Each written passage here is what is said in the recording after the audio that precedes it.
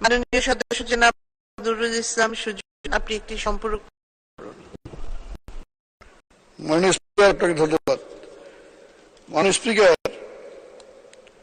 1996 সালে যখন সরকার ক্ষমতা আসে মাননীয় প্রধানমন্ত্রী জননেত্রী শেখ হাসিনার নেতৃত্বে, সেই সময় অনেকটা মাননীয় প্রধানমন্ত্রীর নিজস্ব উদ্যোগে আমার নির্বাচন এলাকা পঞ্চগড় জেলায় চা উৎপাদনের কার্য শুরু করেছিলেন এবং বর্তমানে একমাত্র জেলা ওই অঞ্চল, সেখানে পঞ্চগড়, নীলফামারী, ঠাকুরগাঁ এটি সম্প্রসারিত হয়েছে এবং প্রান্তিক পর্যায়ে চা চাষ আমাদের এলাকায় প্রচুর পরিমাণে চা চাষ হচ্ছে।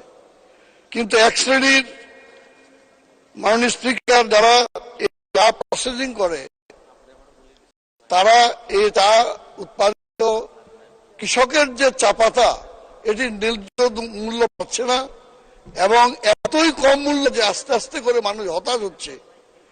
কারণ চা চাষিদের ভবিষ্যতে তারা যাতে তাদের ন্যায্য মূল্য পায় চা পাতার, সেটির ব্যাপারে কৃষি মন্ত্রণালয় যা করণীয় সে ব্যাপারে কোনো উদ্যোগ গ্রহণ করা হবে কিনা, যাতে এই চা চাষিরা তাদের ন্যায্য মূল্য পায়।